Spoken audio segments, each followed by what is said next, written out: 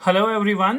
तो आज हम स्टार्ट करते हैं question number 5 exercise 3.1 pair of linear equation in two variables का। तो इसमें हमारे पास जो गिवन कंडीशंस हैं उन कंडीशंस को देख लेते हैं और उसके बाद इक्वेशंस को फॉर्म करते हैं। तो इसने यहाँ पर बताया है half the perimeter of rectangular garden, यानी कि एक गार्डन है हमारे पास जो कि शेप में है, रेक्टेंगल की शेप में, ठीक है ना। रेक्टेंगल गार्डन का मतलब क्या हुआ कि एक गार्डन है हमारे पास जो कि शेप में है, रेक्टेंगल की शेप में है।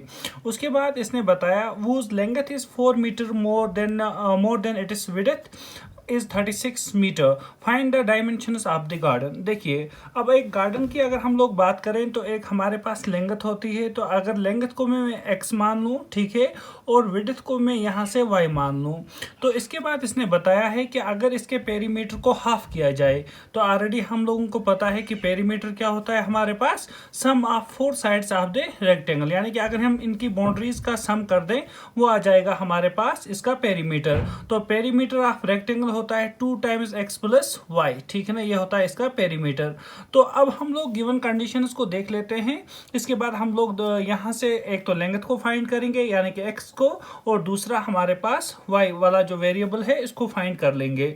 तो अब देखिए मैं क्या लिखता हूँ, मैं यहाँ से सोल्यूशन में लिखता हूँ कि अगर हमारे पास लेंथ कितनी ली मैंने x, तो मैं लिखता हूँ let x be the length, ठीक है ना, लेंथ, एंड y हमारे पास क्या है, y हमारे पास है विड्थ, ठीक है ना। ये दो मैंने ले लिए, एक तो लेंथ x ले लिया और विड्थ मैंने y मान लिया। उसके बाद अगर हम लोग देखें यहाँ से तो गिवन क्या है कि अगर हम हाफ करें पेरीमीटर को, ठीक है ना, तो पेरीमीटर का हाफ क्या हुआ, तो मैं यहाँ से लिख देता हूँ अकॉर्डिंग टू क्वेश्चन। तो क्वेश्चन हमारा बोल रहा है कि अगर हम लोग हाफ कर दें पेरीमीटर को, तो हाफ किया मैंने पेरीमीटर को, ठीक है ना। तो पेरीमीटर ऑफ रेक्टेंगल किसके इक्वल होता है, 2 टाइम्स x प्लस वाई। तो मैं यहाँ पे लिख देता हूँ 2 टाइम्स x प्लस वाई, यानी कि 2 टाइम्स हमारे पास आएगा x प्लस वाई। और वो इसने बताया है कि कितना है, 36 मीटर, यानी कि वो हमारा है 36, ठीक है। अब देखिए ये वाला 2 और ये 2 हमारा कैंसिल हुआ, तो यहाँ पर हमारे पास 1 रहा बाहर।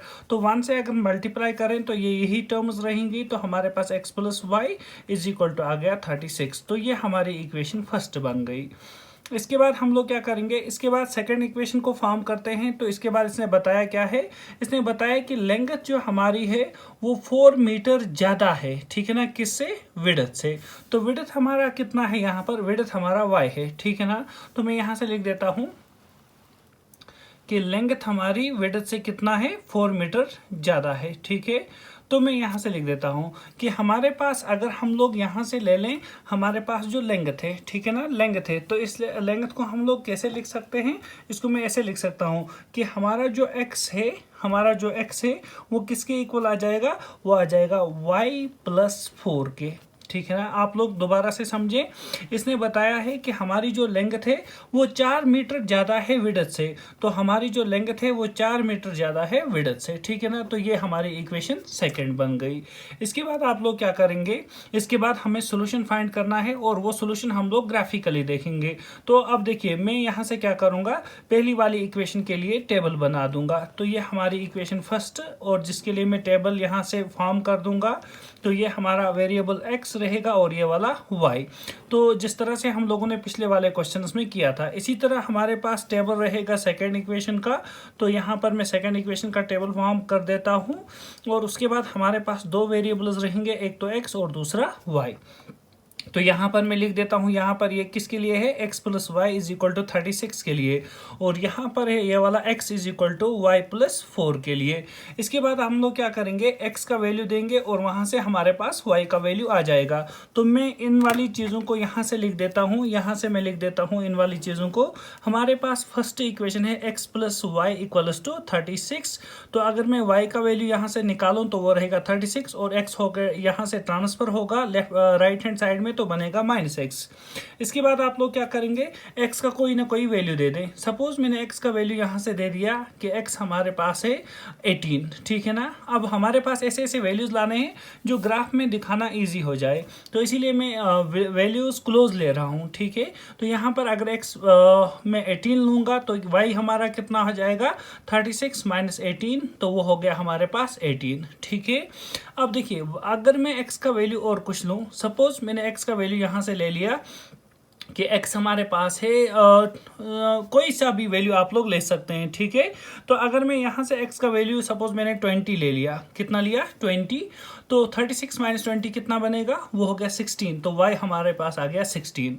तो इन वाले वैल्यूज़ को हम लोग यहाँ पर लिख दें। देखिए x का वैल्यू जब मैंने कितना लिया था 18 लिया था, तो y कितना आया था हमारे पास 18, तो y आया था 18। जब मैंने x ले लिया 20, तो y कितना आया हमारा 16, ठीक है। इसके बाद इसी तरह से आप लोग इक्वेशन सेकंड को यहाँ से हम लोग सॉल्व करेंगे। तो इक्वेशन सेकंड में हमारे पास क्या है, इक्वेशन सेकंड हमारे पास है x = y + 4, ठीक है ना, x = y + 4। अब यहाँ से भी वैल्यूज़ दे दें कुछ ना कुछ।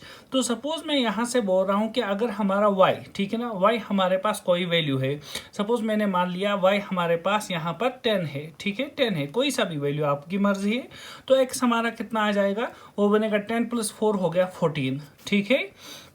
इसी तरह से अगर मैं y का वैल्यू और कुछ दे देता हूँ, सपोज मैंने यहाँ पर y का वैल्यू दे दिया 16, ठीक है, y दे दिया मैंने 16, तो x हमारा कितना आ जाएगा, वो बनेगा 16 + 4, वो होगा 20, ठीक है। कोई से भी दो वैल्यूज़, तो यहाँ से मैं लिख देता हूँ कि जब हम लोगों ने x का वैल्यू कितना दिया, y का वैल्यू 10 दिया तो x हमारा 14 आया, y का वैल्यू 10 दिया, x हमारा 14 आया। जब हम लोगों ने y का वैल्यू 16 दिया, x हमारा 20 आया। तो मैं यहाँ से लिख सकता हूँ कि y 16 था और x कितना आया 20। इसके बाद हम लोग ग्राफ को प्लॉट कर देते हैं। तो ग्राफ को कैसे प्लॉट करें, यहाँ से मैं x एक्सिस को बना देता हूँ और y एक्सिस को बना देता हूँ। तो ये हमारे पास आ गया y एक्सिस और ये हमारा आ गया x एक्सिस, ठीक है ना। इसके बाद हम लोग पॉइंट्स को यहाँ पर शो कर देंगे। तो सपोज़ ये हमारा 0 और यहाँ पर 2 2 की गैप ले लेते हैं ताकि हमारे पास इजीली ये वाला वैल्यू आ जाए। तो मैंने लिया ये 2, ये हमारा हो गया 4, ये हमारा हो गया 6, ये हमारा हो गया 8, इसके बाद 10, ठीक है। तो इसी तरह से हम लोग बाकी वैल्यूज़ को लिख देते हैं। तो इसके बाद हमारा क्या आ जाएगा, तो अगर हम 2 2 भी ले रहे हैं तो हमारे पास ग्राफ थोड़ा पेपर से बाहर जा रहा है, तो इसके लिए मैं 4 4 की गैप ले लेता हूँ, ठीक है। मैंने ले लिया पहला 4, फिर मैंने ले लिया 8, ठीक है, फिर मैंने ले लिया यहाँ से 12, फिर मैंने ले लिया यहाँ से 16, फिर मैंने ले लिया यहाँ से 20 और फिर हमारा आ जाएगा 24। तो 4 की गैप हमारे पास है इन दो नंबर्स के दरमियान। इसी तरह से यहाँ से भी ले लें, तो ये हमारा 4, ये हमारा 8, इसके बाद हमारा 12, उसके बाद 16 और उसके बाद मैंने ले लिया 20। तो 20 से बाहर हमारा कोई वैल्यू नहीं है, तो इट मीन्स ग्राफ ईजी हो गया बनाना, ठीक है ना। इसके बाद आप लोग क्या करेंगे, देखिए जब हमारा x 18 था तो 18 कहाँ आएगा, 16 और 20 के दरमियान में, ये है हमारा 18।